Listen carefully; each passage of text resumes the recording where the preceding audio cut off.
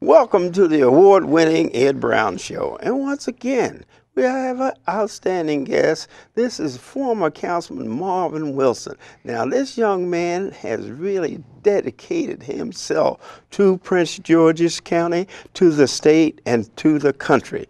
Welcome to the Ed Brown Show, Marvin. My pleasure to be here. I tell you, Marvin, this is a great pleasure to have you on the show. The history that you have. I know we may not have time to put everything on, but that's why I wanted to have you come on and give us a highlight of your career. How did you get in, where you're from, and how did you get in politics? I was born and raised in Washington, D.C. I served in the United States Air Force from 1952 to 1956. Mm-hmm.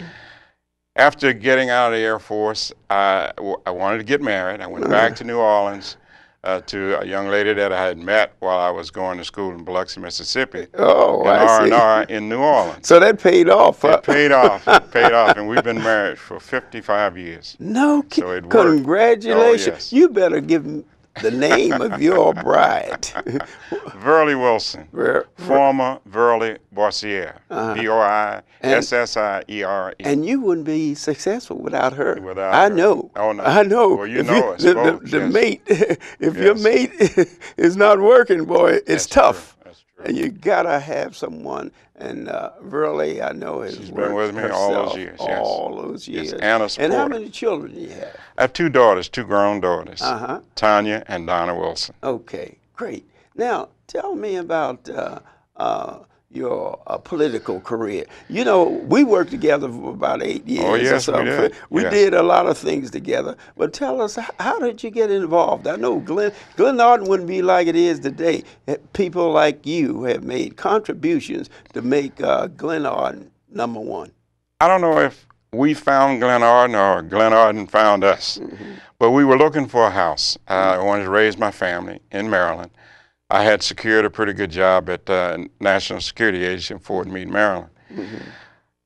What happened was, and you know, during those days it was very difficult for African American to purchase a home. Yes. Glenarden was a sort of an area that we all got steered into. Right. Looking at when I got into Glenarden, I started seeing people I grew up with. I started seeing people I was in the military with, went to school with. Decatur, and it's almost like, Decatur, Trotter. After being there, right, that's true. I served as, I became a councilman in Glenarden from 1970 to 1991. Wow. 1970 to 1991, yes. Yeah. That's a long time. You've been in politics almost as long as you've been married, man. That's almost. That's true. No doubt about it. From 1991 to 1994, I became the mayor of Glenarden. From 1994 to 2002, I became the Prince George's County Council person representing the 5th District. During that same period of time, 1994 to 2002, I became Maryland Association of Counties representing Prince George's County on that board. From December 2000 to 2001, I became MACO's second African-American president-elect. Congratulations. Thank you. That was a trying time. It was a trying time, but it was a great experience. Right. So this dedication, give us a little background on it. I know you had a terrific aide named Eugene Singleton that worked with you on this, with the Redskins and all of them, trying to get this complex completed. That's true. Tell us the tough job that you had of selling this. You know, a lot of the people didn't want it. I mean, these are people in the neighborhood. That's true. But I think, like a lot of things, you know, in the African-American community, if you don't find someone elected that can tell you the truth, it's very difficult to accept things. Right. They began to think that we were dumping on them. We figured that they'd read the paper, they watched television, and they saw where Mr. Cook had gone to Virginia, Washington, D.C., and other areas trying to locate his stadium for the Redskins, and was turned down. I saw it a little different. I saw this as an opportunity for it to be an anchor in an area that I represented where people, from this we could grow. Right. And this is what I saw. We saw where the roads became better roads. We saw Sheriff Road become a new Sheriff Road. We saw improvements to people's homes that could never have been done without the support of this kind of development. Yes, you mentioned Singleton, Right. my aide, my aide and my sidekick. He was some young man. He was quite a young man. He didn't want to be out front.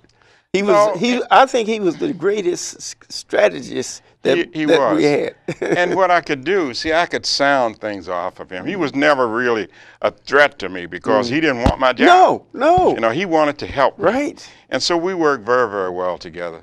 And a lot of times when I would be going into different situations or meetings, we would sit in my office and we'd go over how we're going to handle it.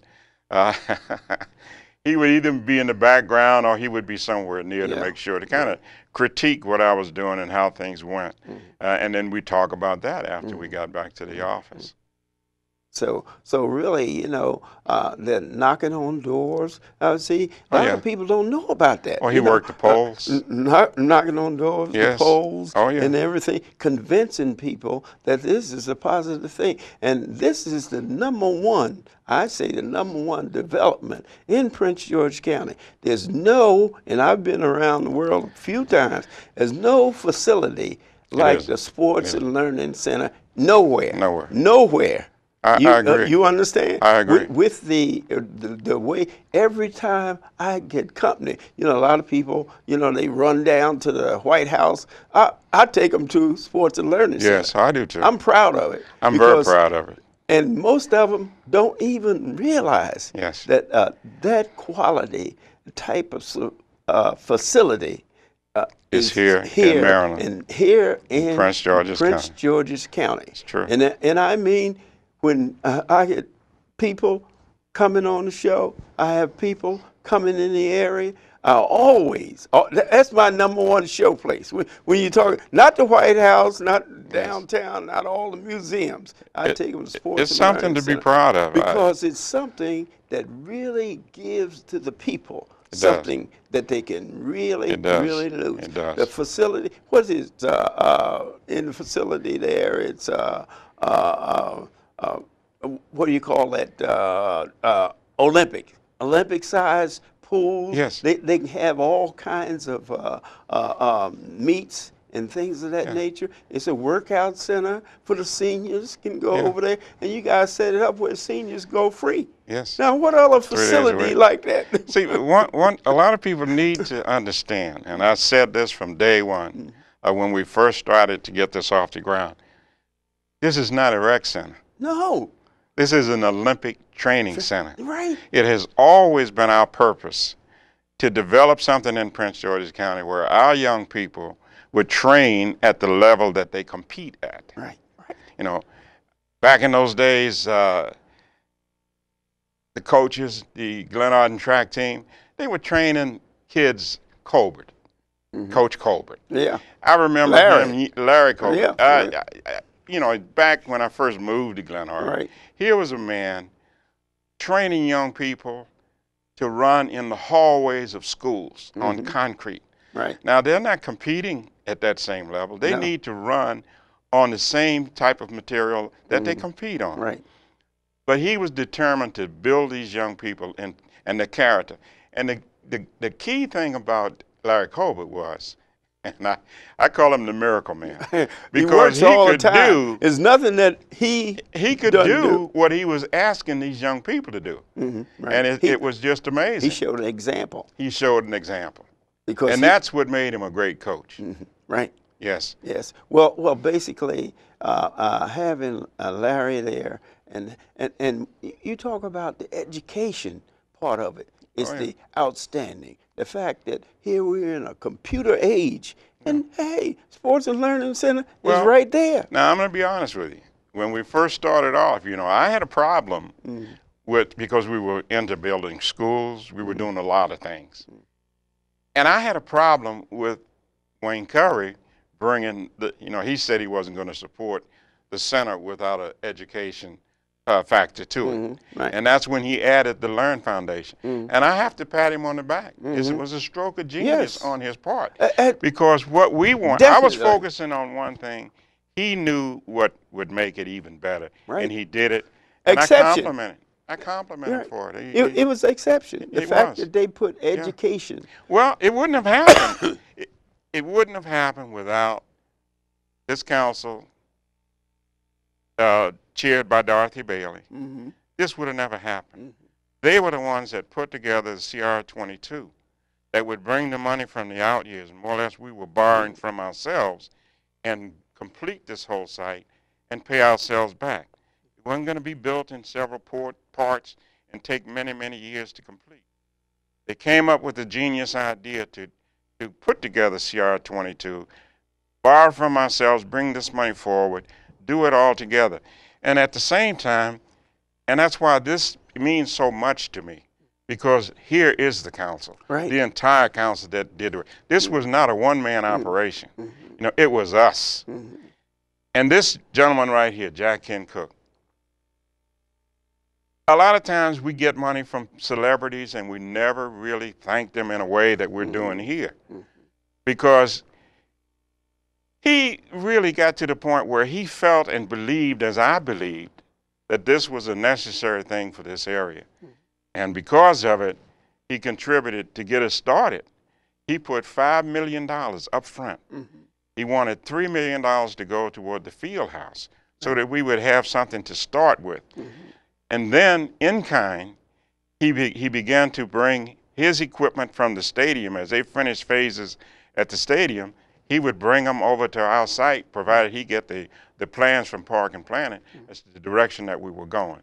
Gil Bain worked with him. He did the stormwater management. This took money that we wouldn't have to spend. He did the water and the sewer. This is money we didn't have to spend. So when you say he put $5 million, when I say he put $5 million cash up front, and then all of the in-kind money that he added, this brought what it would cost us to do this development down to where we could handle it. And it helped us to do it and do it in a fashion that was just something to be proud of, and we're very proud of. And so when I look at this, and this is on the site, you can go there and you can read it. It's on the glass, and it's embedded in concrete. And people who didn't know Jack Ken Cook or had different opinions about Jack Ken Cook, here's an opportunity to go there and see the real people behind making this whole thing, which includes Marvin Wilson. And I'm very appreciative that the stadium is named in my name. But the county council, without them, if they didn't support what I was doing, it wouldn't have happened. If they didn't bring in CR22, it wouldn't have happened. And possibly, if Jack Ken Cook had not come on board, it may not have happened. So we're together again. This is where we belong. And this is the image I want the people of Prince George's County to see. You understand that it took a group of people to come up with something like this, because it's unique, Marvin. It is. And most people, I'm surprised when some of our citizens have never been there. I said, what? I know. I said, you don't know what you're missing. Yeah. Hear what the services that center offers. Education, like you said.